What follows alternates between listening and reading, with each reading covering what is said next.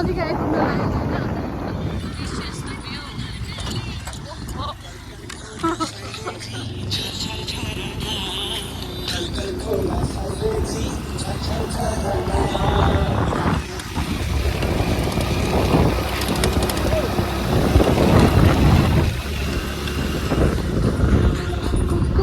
tower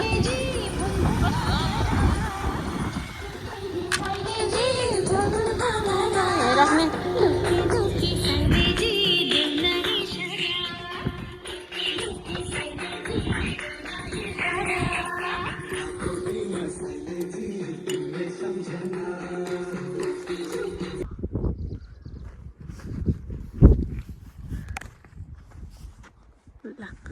हामी चाहिँ अब ट्याक्क हिँड्दै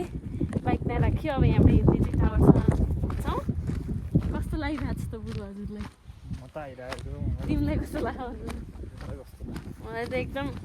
भन्नै आएन हो त्यही एकदम राम्रो रमाइलो लागिरहेको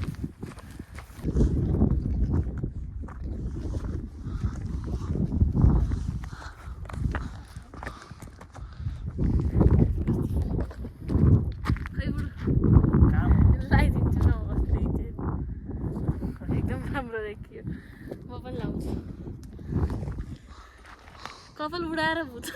जस्तो हो पहिले कपाल थियो कपाल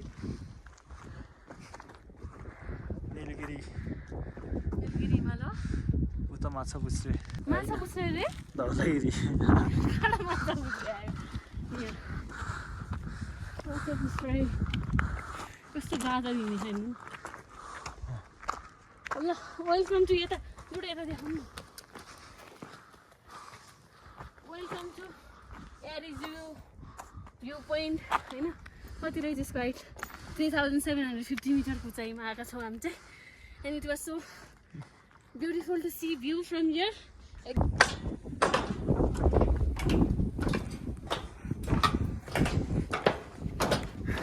हावा कपाल उडाएर के भयो यस्तो ल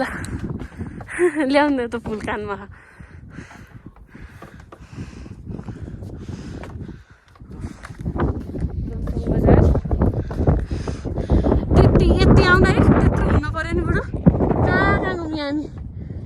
यति बाटो सटरै हुनु पऱ्यो नि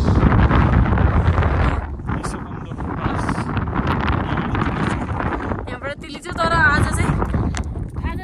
के भन्छ यो पुरै बादल लगाएर ढाक्यो अघिल्लो चोटि आउँदा चाहिँ एकदम राम्रो भ्यू देख्न पाउनु भएको थियो अरे ठिक छ त्यही पनि मलाई केही छैन हिमालहरू देखिरहेको त्यही पनि एकदमै बादललाई देखेर पनि खुसी लागिरहेको के अरे बुढो म निभाउँदिनँ कि एकचोटि केही शब्द चाहिँ अवस्था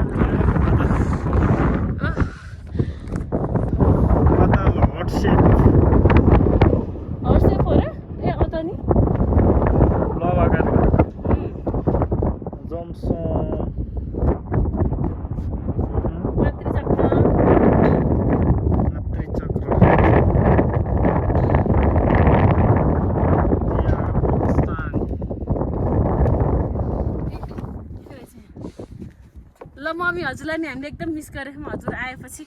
आउनु होला है दुईजना बाइकमा म त आइसकेँ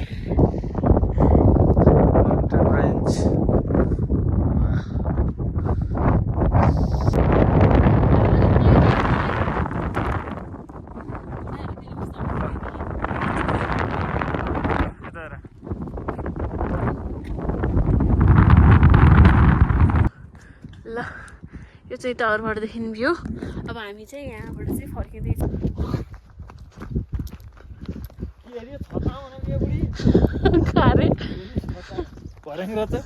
कति राम्रो देखिएको जहाँ नि फोटो र भिडियो आफ्नो मात्रै खिच्ने भन्नुहुन्छ मेरो खिच्दाखेरि तिम्रो राम्रो आएन तिमी भयो धेरै खिच्यौ भन्नुहुन्छ यति मात्तिनु भयो नि भइमानु भाँडा फोटो खिच्न पाएपछि एकदम रिस उठाउनुहुन्छ क्या कहाँ बुढो हजुर के मारे कति राम्रो देखेको ल कहाँ धन्न म छु भने सम्झिनु भएको है खोइ छैन टिकटक बनाउने यार यहाँ राखेर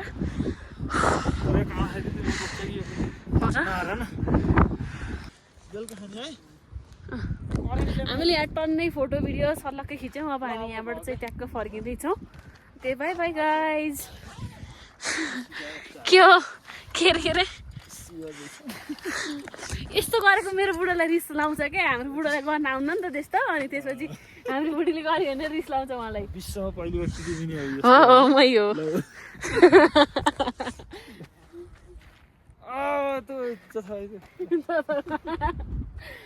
ब्याग लिदिनु त नि